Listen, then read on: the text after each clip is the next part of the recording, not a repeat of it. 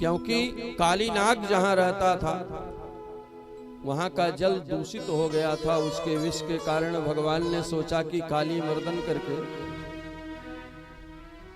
यमुना के जल को शुद्ध किया जाए। भगवान ने जल, फल और थल तीनों को शुद्ध किया। धेनुकासुर का उद्धार करके फल की शुद्धि की कि फल पर सबका अधिकार है। काली मर्दन करके भगवान ने जल की शुद्धि की कि जल पे किसी एक का अधिकार नहीं है, जल पे सबका अधिकार है। भले ही आप हैंडपंप लगवाओ, पंप सेट लगवाओ, लेकिन आजकल जैसे हो रहा है पड़ोसी को पानी नहीं लेने देते लोग अपने हैंडपंप से। भगवान ने शिक्षा दिया कि जल, फल और फल आपने ही बनवाया है। बहुत अच्छा कोई पथिक जा रहा है और उसको छाया की जरूरत है, आके बैठ गया आपके बरामदे में, आप क्या करोगे? उसको भगा दोगे? वो पथिक विश्राम करेगा, छाया का आश्रय लेगा, थोड़ी देर के बाद चला जाएगा। आपने बगीचा लगाया है, उसमें पके पके फल टपक रहे हैं, गिर रहे हैं, और उस पके हुए फल को कोई भी पथिक आकर के अगर उठा ले तो आप छीन लेंगे उसके हाथ से। जल, थल और फल, पेड़ एक आदमी लगाता है, न जाने कितने लोग फल खाते हैं। लेकिन भगवान ने सोचा कि अब यमुना के जल को कैसे शुद्ध किया जाए, क्योंकि कालीनाग का अगर मैं मर्दन करूंगा तो हमारे साथ में दाऊ भैया रहते हैं। दाऊ भैया हैं शेषनाग और ये है कालीनाग। अगर कहीं दाऊ भैया ने अपनी बिरादरी का पक्ष ले लिया तो बड़े भैया हैं, मैं कुछ कर नहीं पाऊंगा। तो भगवान ने ऐसी लीला करी कि तालवन में धेनुकासुर रहता था, गधा, और उसके डर से तालवन में बहुत सुंदर मीठे मीठे सुस्वादु फल रहते थे, लेकिन कोई ग्वाला उस फल को खा नहीं पाता था। कोई अगर फल लेने के लिए जाए तो धेनुकासुर तुरंत आकर के ऐसी दुलत्ती चलाता था, महाराज सब डर के मारे भग जाते। ग्वाल बालों ने कहा, कन्हैया तालवन में बहुत सुंदर सुस्वाद मीठे मीठे फल हैं, लेकिन हम लोग खा नहीं पा रहे हैं। कन्हैया ने कहा, सब मैं ही करूंगा, जाओ दाऊ भैया से बोलो। ग्वाल बाल गए, कहा दाऊ भैया, दाऊ भैया, तालवन में बहुत सुंदर फल है, लेकिन धेनुकासुर के कारण हम लोग पा नहीं पा रहे हैं। दाऊ भैया तुरंत तैयार हो गए, कहा चलो देखते हैं। और जाकर के एक वृक्ष को ऐसे तना पकड़ करके जोर से हिलाया, सारे फल टपक पड़े नीचे, और उस धेनुकासुर को जैसे ही आवाज आई दौड़ा दौड़ा आया। जैसे ही दुलत्ती चलाई महाराज, दाऊ भैया ने दोनों पैर को उसको पकड़ा और ऐसे घुमा करके महाराज वृक्ष की जड़ में मारा, तो धेनुकासुर गोविंदाय नमो नमः।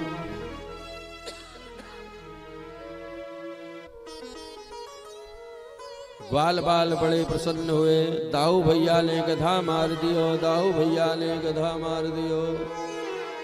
अब दाऊ भैया नाराज हो गए, अब गधा मारने में कौन सी वीरता। घर गए, कन्हैया ने यशोदा मैया से कहा, मैया मैया आज दाऊ भैया ने गधा मार दिया। अब दाऊ भैया नाराज हो गए, कहा मैया मैं इसका बड़ा भैया हूं, ये जब देखो तब मेरी हंसी करता रहता है, मैं इसके साथ गैया चराने नहीं जाऊंगा। दाऊ भैया नाराज हो गए, कन्हैया यही चाहते हैं। अब कन्हैया दूसरे दिन गैया चराने आए, कालीदह के पास पहुंचे और वहां सारे ग्वाल बाल आपस में खेलने लगे। श्री दामा जो हैं उनके पास गेंद थी और बैट किसके पास था? कन्हैया के पास। कन्हैया ने कहा, देखो बैट मेरा है तो पहले बैटिंग तो मैं ही करूंगा। तो कन्हैया ने कहा, श्री दामा ने कहा, अगर आप बैटिंग करोगे तो पहला ओवर मैं ही करूंगा। अब महाराज पूरी फील्डिंग लग गई यमुना के तट पर, कालीदह वाले मैदान पर। दोनों तरफ के स्टंप्स गड़ गए, अंपायर खड़े हो गए और पूरा वनडे क्रिकेट की फील्डिंग लग गई। लेकिन श्री दामा ने बड़ी आक्रामक फील्डिंग लगाई। वनडे के हिसाब से 2 स्लिप, एक वाइड गली, बैकवर्ड पॉइंट, एक्स्ट्रा कवर और एक मिड ऑफ। ये ऑफ साइड की फील्ड, 6-3 की फील्ड। अंपायर का इशारा हुआ, श्री दामा ने दौड़ना आरंभ किया। दाहिने हाथ से over the wicket, back foot पर गए और गेंद को पुल किया डीप मिड विकेट, बाउंड्री के बाहर, छक्का। गेंद सीधे जमुना जी में जाके गिरी, काली दह में। अब श्री दामा ने कहा मैं वही गेंद लूंगा, मैं वही गेंद लूंगा। कन्हैया झट कदम्ब की डाल पर चढ़े और काली दह में कूद गए। जब काली दह में कूद गए महाराज, हाहाकार मच गया। कन्हैया काली दह में कूद गए। काली दह में जो गिरता है वो बचता नहीं। यशोदा मैया को जब ये समाचार पता चला, सारे ब्रजवासी आबाल वृद्ध वनिता सर्विंग पशुवृत्तयः, बालक वृद्ध युवा स्त्री पुरुष सब दौड़े दौड़े आए। कैसे दौड़े आए? जैसे गैया बढ़िया बढ़िया हरी घास चल रही हो, उसका बच्चा दिखे तो फिर मार्ग नहीं देखते, जहां है वैसे ही फाट पड़ती है अपने बच्चे के पास पहुंचने के लिए। ऐसे ही सारे ग्वाल बाल दौड़े दौड़े काली दह पे आए महाराज। हाहाकार मच गया। यशोदा मैया तो मूर्छित होके गिर पड़ी। कन्हैया पहुंचे काली दह में। काली नाग सो रहा था। नाग पत्नियां उन्होंने देखा, बड़ा ही सुंदर स्वरूप, ऐसा बालक तो हमने आज तक नहीं देखा। कहा मेरे स्वामी इस समय शयन कर रहे हैं, लौट जाओ। कन्हैया ने कहा मैं आपके स्वामी जी से ही मिलने के लिए आया हूं, उनको जगाओ। और यह वार्ता चल ही रही थी, इतने में महाराज काली नाग जग गया। ओ फुफकार लगाई। कन्हैया ने भी कलाबाजी खाई, लेकिन नाग, उसका एक नाम है भोगी। नाग किसी को जब पकड़ता है तो अपनी पूंछ से लपेट लेता है और नाग पास इतना मजबूत होता है ना, कोई छुड़ा नहीं सकता। काली ने कन्हैया को लपेट लिया। कन्हैया ने भी अपने भार को, अपने आकार को बढ़ाया। काली का बंधन ढीला हुआ। भगवान ने एक छलांग लगाई सीधे काली के फण पर। ऐसा नृत्य किया महाराज, काली एकदम से लहूलुहान हो गया। रक्त की धारा बहने लगी। जब नागपत्नियों ने देखा तो समझ गई ये कोई साधारण बालक नहीं है। अगर ऐसे ही नृत्य करता रहा तो मेरे स्वामी जी तो आज राधे राधे हो ही जाएंगे। तब नागपत्नियों ने बड़ी प्यारी स्तुति की। न्यायो हि दंडः कृत किल विशेष तवावतारः खल निग्रहाय रिपो सुतानामपितोल्य दृष्ट धसेदमं फलमेवानुशंसनम्। न्यायो हि दंडः कृत किल विशेषे तवावतारः खल निग्रहाय। आपका अवतार ही इसीलिए हुआ है कि आप न्याय की स्थापना करें, अन्यायी को दंड दें। तवावतारः खल निग्रहाय, दुष्टों का निग्रह करने के लिए और न्याय की स्थापना करने के लिए ही आपका अवतार हुआ है। आपने बड़ा ही अच्छा कार्य किया। अब कोई व्यक्ति किसी के पति को लहू लुहान करे और वो पत्नियां ये कहें कि आपने बड़ा अच्छा कार्य किया, भगवान चक्कर में पड़े कि ये क्या बात है। कहा देवी क्या चाहती हो? तो नाग पत्नियों ने कहा कि प्रभु मुझे और कुछ नहीं चाहिए, न तो मुझे इंद्र का स्वर्गलोक चाहिए और न तो मुझे ब्रह्म पद चाहिए, न तो मुझे योगी लोग जो सिद्धि चाहते हैं वो चाहिए। तब क्या चाहिए? तो नाग पत्नियों ने कहा पादरजोभिषेक वांछन्ति यत्पादरजोभिषेक, मुझे केवल आपकी चरण रज चाहिए। कोई व्यक्ति जल में हो, आप उससे कहो आपके चरण की धूली चाहिए, तो जब वो बाहर निकलेगा धूल लगेगी तभी आपको दे पाएगा। भगवान नाग पत्नियों की बुद्धिमत्ता से प्रसन्न हुए। जैसे ही फण से उतरे काली फिर फुफकारा। भगवान ने कहा देखो देवियां, आप लोग प्रार्थना कर रही हो, ये श्रीमान जी इनकी अकड़ ढीली नहीं हो रही है। काली ने बड़ी सुंदर बात कही। कहा प्रभु आप ही तो कहते हो आपके पास जो है पत्रम पुष्पम फलम तोयम यो मे भक्त्या प्रयक्षति, वही आप मुझे दे दो। एक लोटा जल, एक बेलपत्र तुलसी दल, एक फल अथवा एक फूल ही भाव से दिया गया, मैं वही प्राप्त करता हूं। काली ने पूछा प्रभु नागों को किसने उत्पन्न किया? भगवान ने कहा मैंने। नागों में ये जहर किसने डाला? भगवान ने कहा मैंने। काली ने कहा प्रभु बस हो गया, तेरा तुझको अर्पण क्या लागे मेरा, जो आपने दिया है वही आपको अर्पण कर रहा हूं। अगर आपने ये विष न डाला होता तो आजकल जैसे कुत्ते को लोग एयर कंडीशन कार में घुमा रहे हैं, बढ़िया उसकी शैम्पू और लगा करके सेवा कर रहे हैं, अपने बच्चे को घुमाने न ले जाएं लेकिन कुत्ते को मॉर्निंग वॉक पे ले जा रहे हैं, ऐसे ही लोग मुझे भी ले जाते। लेकिन आपने तो ऐसा जहर डाला, जो भी देखता है हम अपने रास्ते जा रहे हों तब भी लाठी से फन कुचल करके फेंक देता है।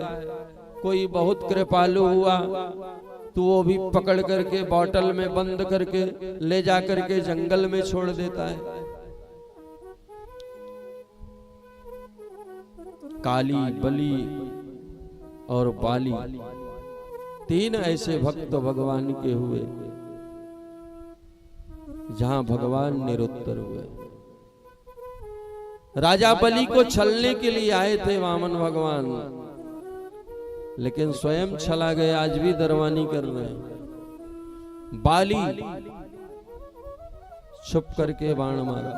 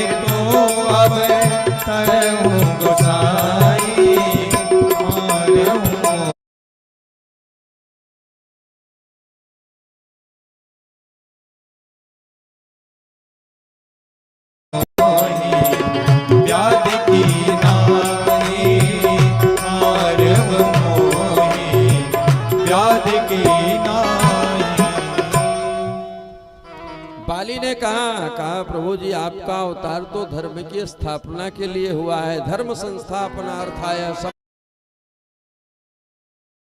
भवाही हुए हुए आप भी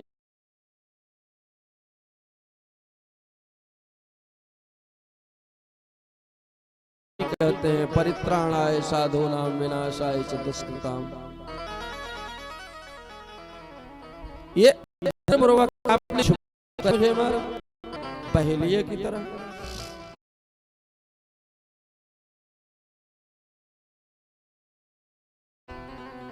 भगवान ने क्या कहा? अनुज बधो भगी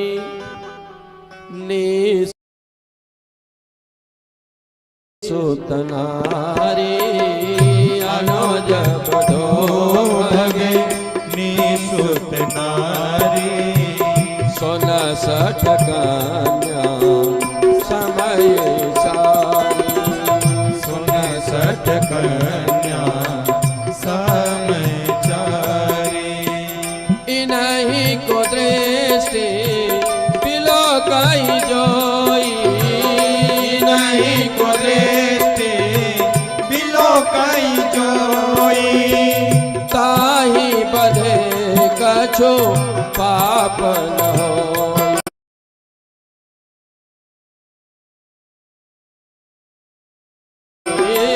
ताही बधे कछु पाप न होई। अनुज बधो भगे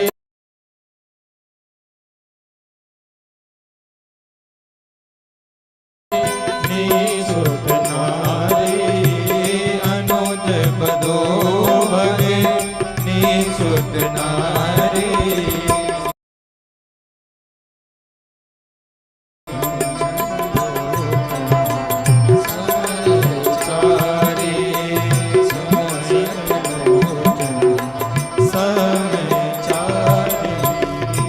भगवान ने कहा अनुज वधू,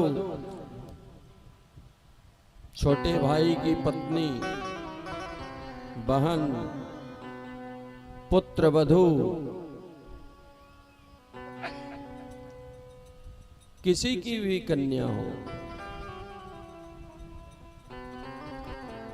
इनको जो कुदृष्टि पूर्वक देखता है उसकी हत्या करने में पाप नहीं लगता,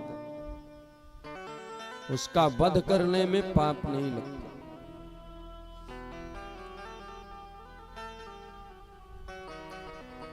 तो फिर भगवान को ये क्यों कहना पड़ा? अचल करऊं तन राखऊं प्राणा, अचल करऊं तन राखऊं प्राणा।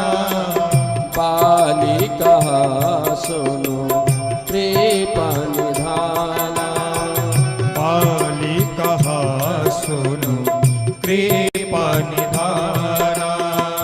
जन्म जन्म मुनि जतन कराही, जन्म जन्म मुनि जतन कराही। अत राम कही आवत नाही, अंत राम कही आवत नाही। अचल करऊं तन राखऊं प्राणा, अचल करऊं तन राखऊं प्राणा। बाली कहा सुनो कृपा निधाना, बाली कहा सुनो कृपा निधाना। अगर भगवान उचित कारण, पर्याप्त कारण से बहेलिये की तरह छुप के मारे, तो फिर ये क्यों कहा बाली को कि बाली अगर तुम कहो तो मैं तुम्हें फिर से जीवित करूं, अचल करऊं तन राखूं प्राण। तो बाली ने क्या कहा? प्रभु, जिसके लिए जन्म जन्मांतर ऋषि योगी मुनि तपस्वी तपस्या करते हैं, अंत समय में आपका नाम आ जाए, वही आप सम्मुख खड़े हो, और फिर भी मैं इस जीवन की उत्कंठा रखूं, तो मुझसे बड़ा अभागा कौन होगा? भगवान ने अपराध बोध किया और उसका परिमार्जन द्वापर में किया। वही जरा नाम का बहेलिया बना बाली। ऐसे ही काली ने भी कहा कि आपने जो दिया है मुझे वही मैं आपको अर्पण कर रहा हूं। भगवान प्रसन्न हुए, बाहर आए, सारे ग्वाल वालों में हर्ष हुआ। भगवान ने काली को कहा कि तुम इस काली दह को छोड़ करके रमणक द्वीप चले जाओ। रमणक द्वीप आप ग्लोबल मैप में जब देखोगे, ऑस्ट्रेलियाई उपमहाद्वीप के नीचे एक छोटा सा द्वीप है फिजी। आज भी वहां भारतीय मूल के बहुत सारे लोग हैं और भारतीय मूल के वहां उच्च सत्ता में भी आसीन है, राष्ट्रपति प्रधानमंत्री तक बन चुके हैं। कालीनाग को कहा तुम वहां चले जाओ। कालीनाग ने कहा प्रभु मैं यहाँ इसलिए रहता था कि मुझे गरुण जी से भय है, और गरुण जी इस कालीदह में इसलिए नहीं आते थे कि सौभरी मुनि का गरुण जी को श्राप है कि अगर कालीदह के पास दिखे तो तुम नष्ट हो जाओगे, इसलिए गरुण डर के मारे नहीं आते। भगवान ने कहा गरुण जी से तुम्हें कोई भय नहीं है, क्योंकि मेरा चरण चिन्ह नाईएसाई मार्ग तुम्हारे फण पर पड़ गया है, तुम एकदम सुरक्षित हो, गरुण से जाओ। भगवान ने यमुना के जल को शुद्ध किया। जल थल फल तीन चीजों को शुद्ध किया। तेजो वारि मृदाम यथा विनिमयो, प्रथम श्लोक में। आगे सुखदेव बाबा वर्णन करते हैं कि राजन